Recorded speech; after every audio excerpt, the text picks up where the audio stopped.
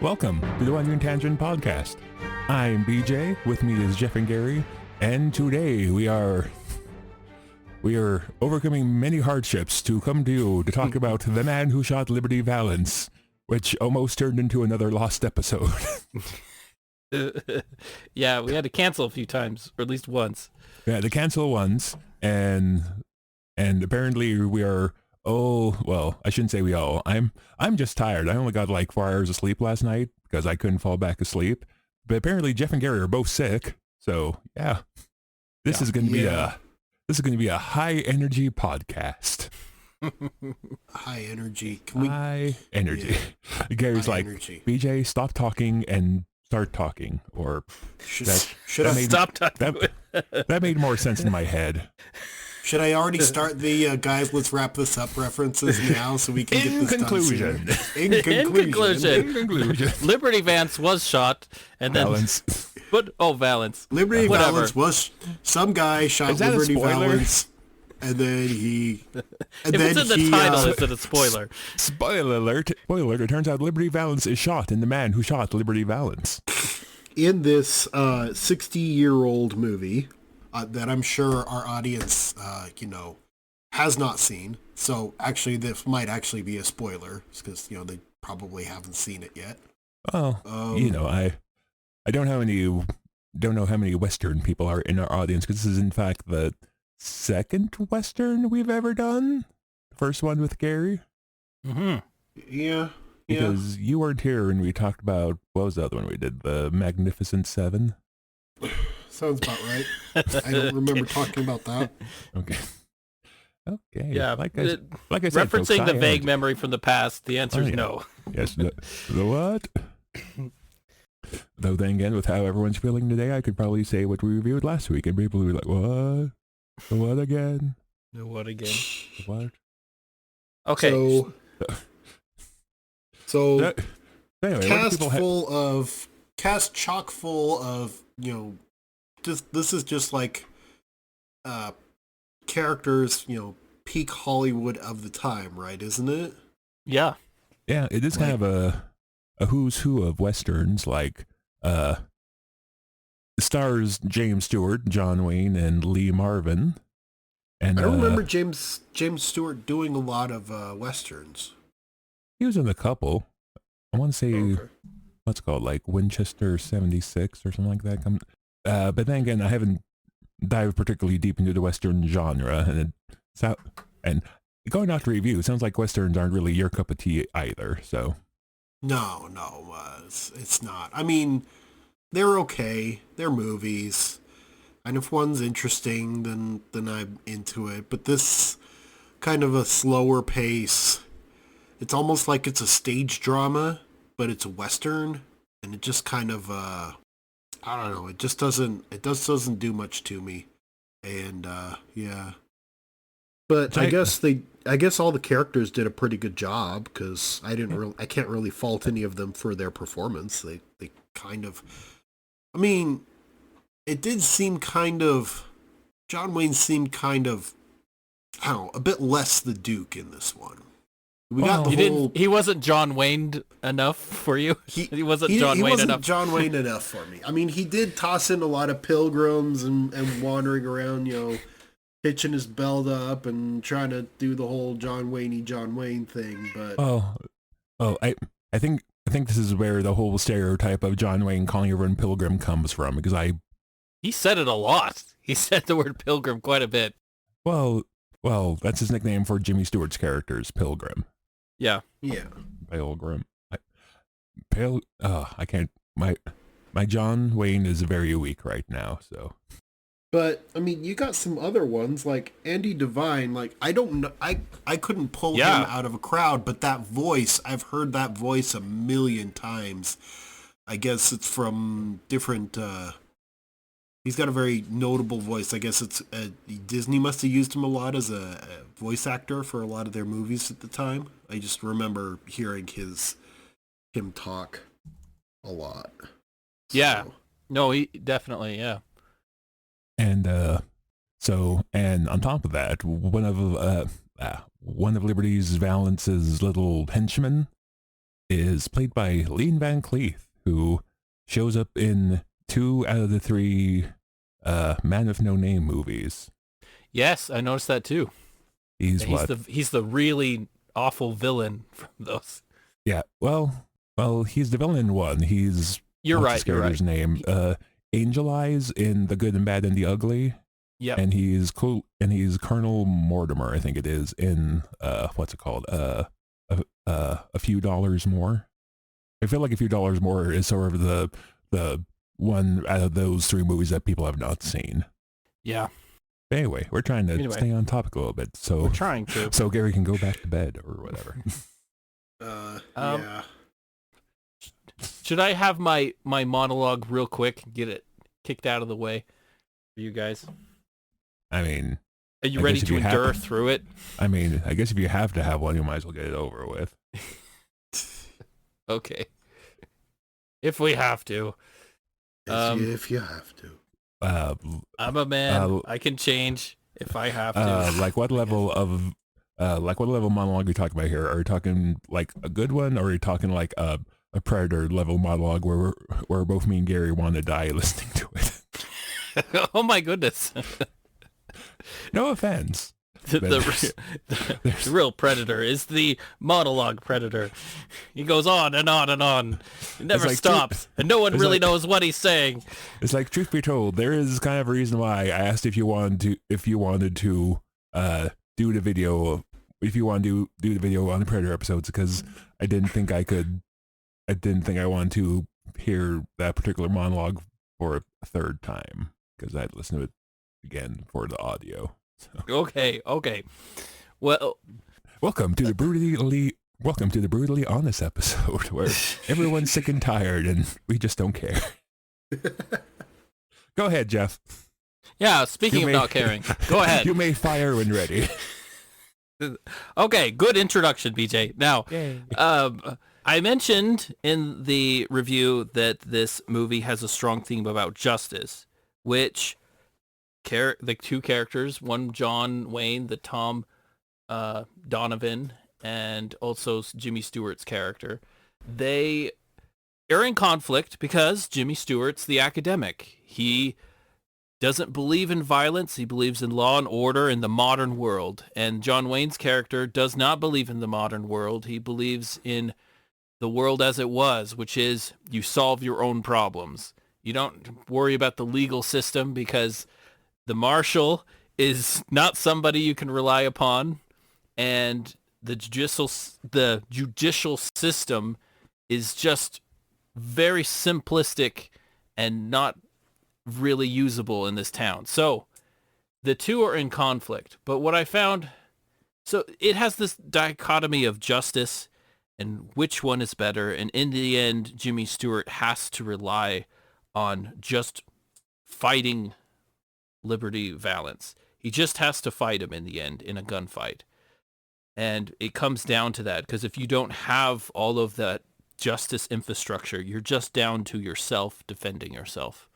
And the movie kind of goes through all that, but there's a bigger and deeper spin on things. And one of them, and this is a spoiler, but John Wayne's character basically saves Jimmy Stewart. He finds him in the wilderness on the roadside, saves him, brings him back to the town, finds help for him, pays money so that he can have a place to stay and to recuperate and to be fed, because he lost all his money in the robbery at the beginning of the movie. He pays for him. And then when he's in conflict with Liberty Valance, he coaches him and helps him. And he seems like a rough, mean guy and mistreating Jimmy Stewart. But when you look at him, John Wayne has basically saved him, helped him, preserved him, given him advice. And in the end, the girl that he was going to marry ends up going off with Jimmy Stewart's character, Ransom Stoddard. He goes off with him. She goes off with him. And so in the end, he loses everything. And the movie starts in a very somber way, where everybody is very sad about his passing. And she's sad because that's a life that she was going to have, but she decided to go with the modern academic, not the uh, frontier horse trader that is strong and noble. But Jimmy Stewart's character is academic and has all sorts of intellectual abilities. So it's almost like the story of the Samaritan. Like, the nice guy saves him by the roadside, provides for him, helps him, does all those kind things, only it adds another dimension into it. He loses things from it. Not only does he save somebody, but he has great loss. His entire life changes because he saved somebody. And I almost think there's kind of a poetic sadness to it, where at the end of his life, he did enormous good. And to crown it all, after he does all these good things for the Jimmy Stewart's character, he stands in the shadows and saves him in the gun battle and lets his character have all the glory. And so the whole town believes that he shot Liberty Valance. And that reputation helps him. It helps him win elections. It helps him go on to be governor. It helps him go on to have be an ambassador. He has this great life. He leaves the town and has all these great things. So John Wayne's character basically gives him everything, provides all these things for him. And what does he get in return? The only reward that he has is that he's a good person in the end. So I honestly think I was going to give it a 1. And I just thought, this movie is so interesting. I've got to bump it up to 2. And I just think that whole storyline, and the title says it all, like, who shot Liberty Valance? It's really about John Wayne saving Jimmy Stewart. That's what this movie, I think, spells out. And that's the end of my monologue. You can wake up from your naps now. I should have timed it. That wasn't too bad. Well, go ahead, Gary.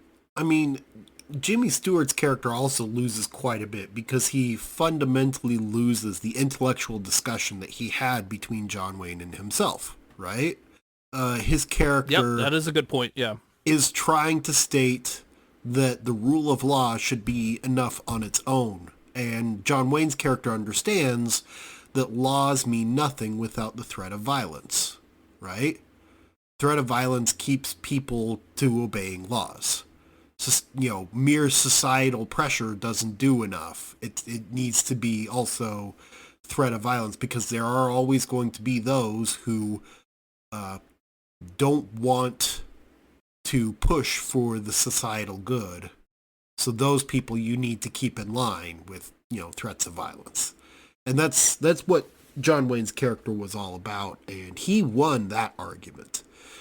And you could even tell by the closing of the movie, he's like the train guy who's taking or who's checking in on Jimmy Stewart's character is like, "Oh, is there anything else you need?"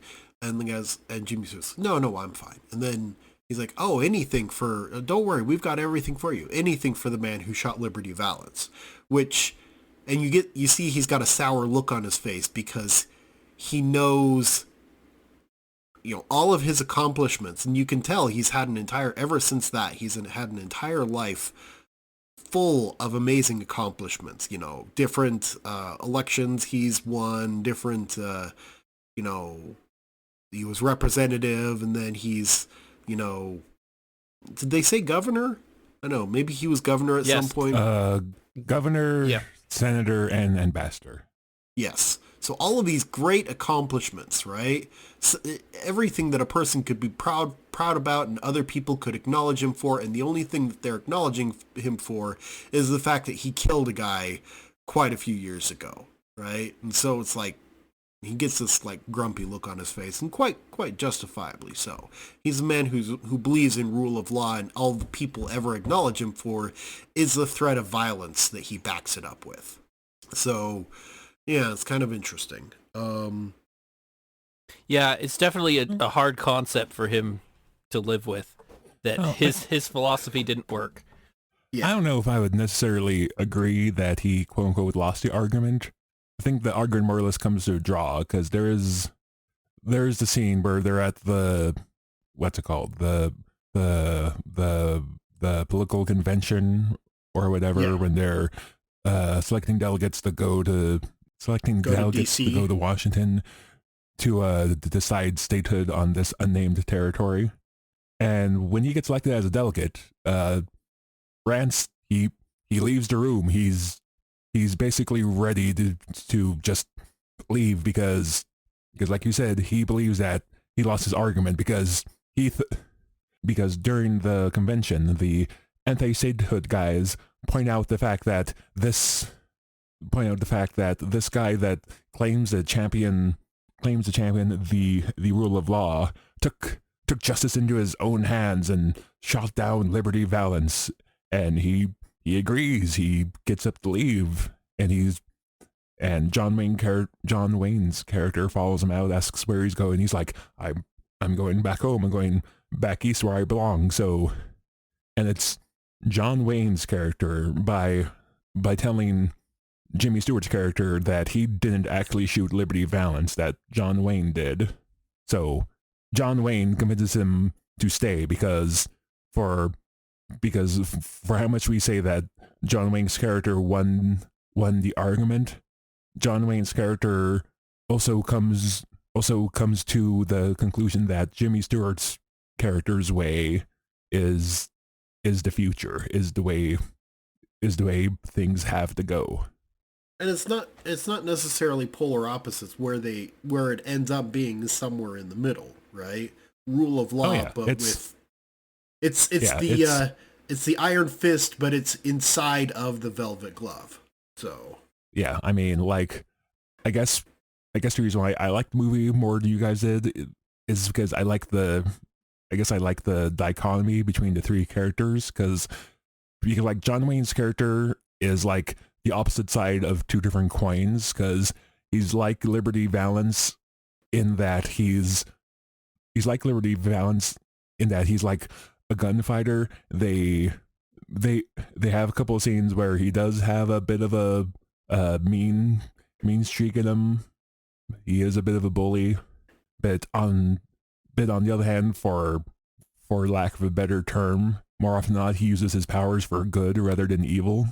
But he's also the opposite side of the coin of Jimmy Stewart's character, Rance, because he does think that law and order has to happen he does think that people have to kind of look out for themselves, and that law has to come at the point of a gun, whereas Jimmy Stewart's character is a little more idealistic and thinks that law and order should kind of be able to support themselves in the system and not at gunpoint.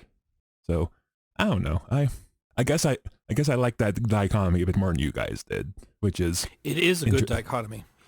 which is so I'm not gonna lie, I chose this as our next Western because I thought you guys would like it being a little bit more intellectual rather than just a shooty.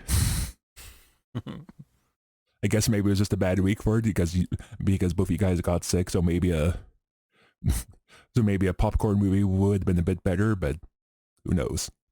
I don't know. I just Westerns just don't do much for me, like I said. So I think it was a lot more of that than anything else. So if it was a space epic of some kind, same characters, but everything was made... No, Jeff, that's you. No, that's me. That's me you, that would Jeff. like that.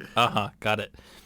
The two scenes I didn't let... Sorry, BJ, you can go ahead. Oh. You were going to add more sarcasm, I think, right? No, I was just gonna make fun of myself because the random thought came through my head. I'm like, does Gettysburg count as a Western? I'm like, no, because it happened in like Pennsylvania. Yeah. Which is very not west. Yeah, it's a bit east for that. But there were two scenes that weren't bad scenes, but I just thought, okay, I'll have to get through them. One was the school scene. That was, I mean, I guess it was okay-ish, but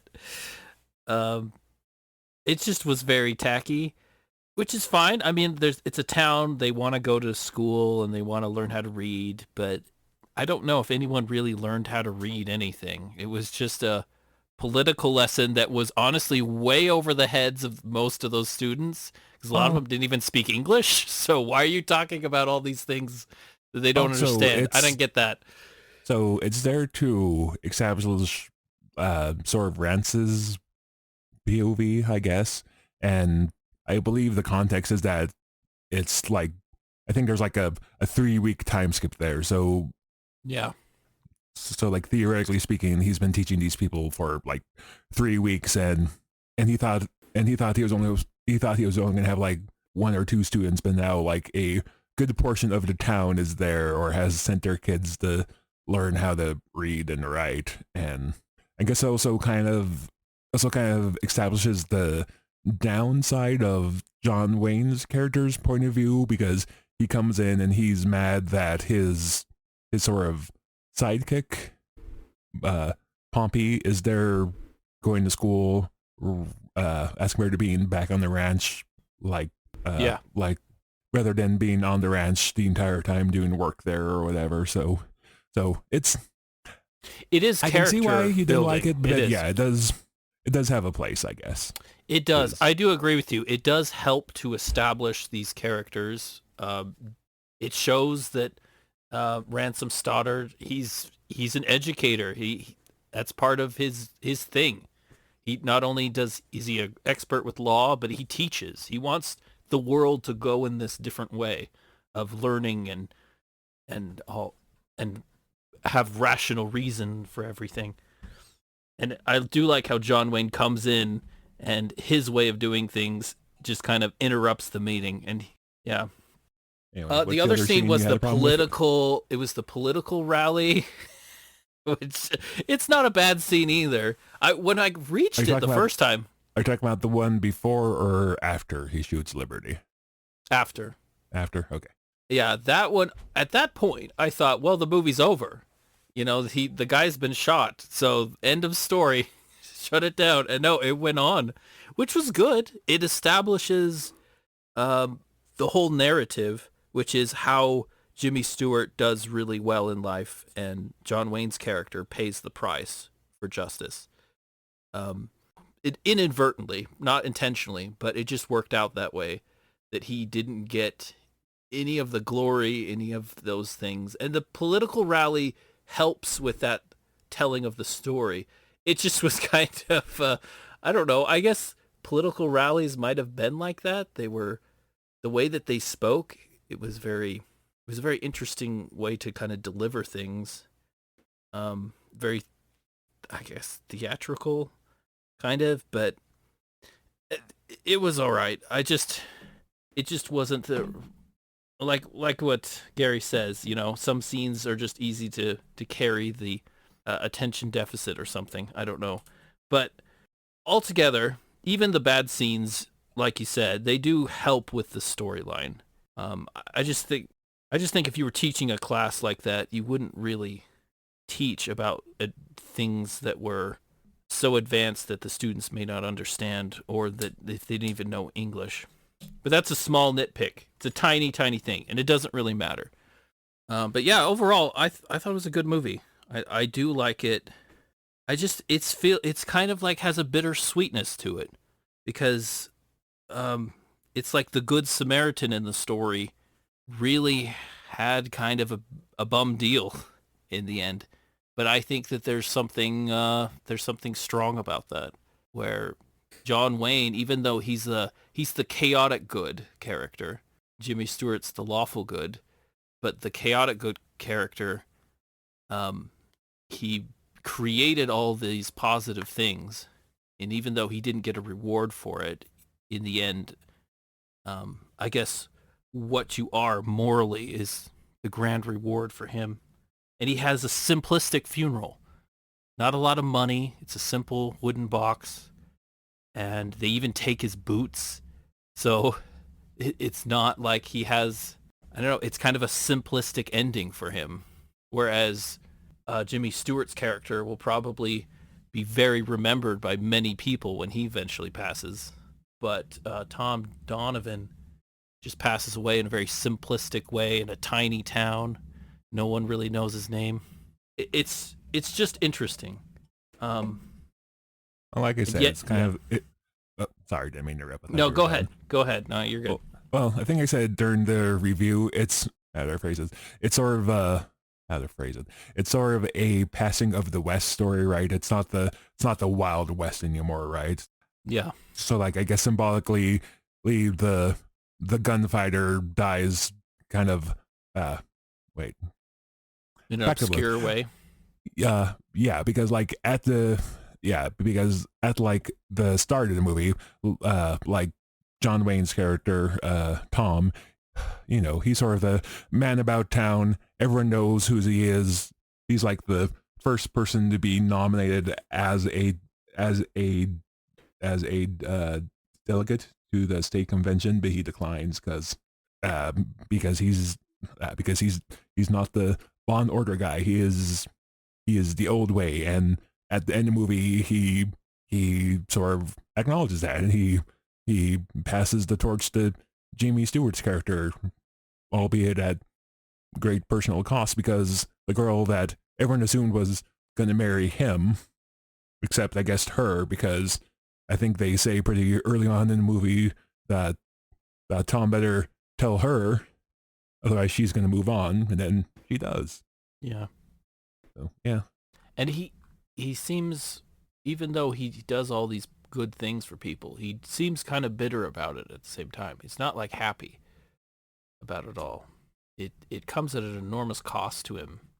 It actually reminds me a little bit, to draw a little parallel between the movie Casablanca, and then the hero does all these good things and there's no like great reward for him. He loses his cafe. He is now probably has to leave the country. He loses everything just to do a good thing for someone. And it's kind of echoes that a little bit. Yeah, it is. It's not a happy ending movie. Oh, happy enough, but it does have a Bittersweet, I would say. bittersweet. That's the word. Yeah. Gary, do you have anything to say, or are you just happy? Are you just happy over there being tired Taking and a nap. sick and not saying anything? I think more of the latter, BJ. More of the latter. Okay. Yeah, I've basically said everything I want to say. yeah, it's an okay movie, I guess, if you're into westerns, or you guys actually have a pretty good summary of it. Kind of less of a western and more of a death of the West western, right? As civilization slowly moves in and takes away the old cowboy and replaces him with, laws and gardens, stuff like that. Yeah, we always say that like it's a bad thing, but I think most people would think the vast majority of people are happier in a law and order society as compared to a law at the point of the gun society. Yes. I More or less. very much appreciate my true law and order society. I don't want to live law at the point of a gun. You don't want to live in vigilantism where people can get upset online and then do whatever they want.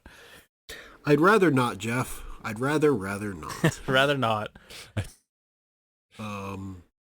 Yeah. Even though if we did, he could threaten us and end the podcast now. Which he might do anyway. In conclusion. Because the point of a gun was the only way to end the podcast that BJ and Jeff understood.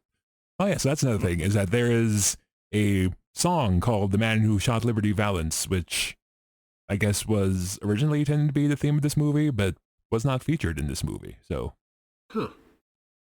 sing by... I didn't know that. Is Maybe it Gene Pitney, I think is the guy's name? It's the guy who sings Big Iron in, which if you have played the Fallout games, which I know Gary has, so I know he is probably familiar with Big Iron. Yeah. So yeah, He did there is a song called The Man Who Shot Liberty Valance, which is not in this movie, ironically enough. Anyway. Probably either creative differences or the people who made it were asking for too much money. One of the two. Well, I read a little bit. I read a little bit about it. I don't know if they ever gave a reason, but like I guess like by the time they got the guy to go in and record the song, like the movie was already like done. And they didn't have enough Ow. time to crowbar it in somewhere. Well, you know, it's not like film editing was harder back in the day because you like actually had to splice the actual film as compared to click and drag. That is very true. It is very, very true. Back in the day, film creation was... Back in the day. Back in the day. Back in my day. Back in my day. Had to walk uphill to record my podcast in 5 feet of snow, uphill both ways. And we were grateful for it. And we were grateful for it. We recorded it on records, and then we exchanged the records. And then they made the master record of all three of us. And then we sold it to people on the street corners, and that was called a podcast. I had to take the record and hand deliver it to YouTube. And then at YouTube, some guy had a modem, and he had to pick up the phone and yell ones and zeros and really, really fast. Had to yell ones and zeros into the phone to make it go on the internet. Okay. Oh wow. Suddenly, Jeff is way more entertained than he has been the entire episode. I love this Western Pony Express internet concept. This is good. Had to go to the telegraph office and just type out the entire podcast on Telegraph. Anyway, I think it's going to be a short episode today, folks. Yeah. I'm not strong enough to drag this on to an hour by myself. You could try. We'll just fall asleep and you'll keep going. BJ monologue. I'm not as confident in my monologuing as you are. You could be a one-man show. That's a Broadway thing. Where's my harmonica? I don't have one. Anyway. So, any final thoughts, or should we wrap this turkey up? No, it's a good movie. Yep. Okay. Justice requires John Wayne. That's the real theme of the movie. Okay. In John Wayne we trust. In John Wayne. E pluribus Wayne. Anyway, I'm BJ. With me is Jeff and Gary. With me is a very relative term in this particular case, but yes. Yep. I hope everyone enjoyed our not quite lost episode, even though I get the feeling I get the feeling people kind of wish it was lost, because then we wouldn't have to record anything. Except 3 years later, like we did with what's it, Willow? Was that our lost episode? Yep. The episode. episode. The episode that almost ended the podcast. Anyway, I'm going to stop now before. It's very popular in the city of Atlantis. Yes. And the other lost things in the Bermuda Triangle. Yes. That's where the podcast can be found. That's where the Whittle recording is. Yeah, anyway, stopping. We were about to stop. I was going to say, I like how I said, okay, I'm going to stop is when Jeff starts going. That's just... Yeah, it's instinct. Yes. Now BJ wants to stop. I have to say more. I'm BJ. With me is Jeff and mostly Gary, quasi-Gary, just a part of Gary. Gary is here with us in spirit. He's haunting. He's the ghost of Gary. Ooh. We'll see you next time, folks.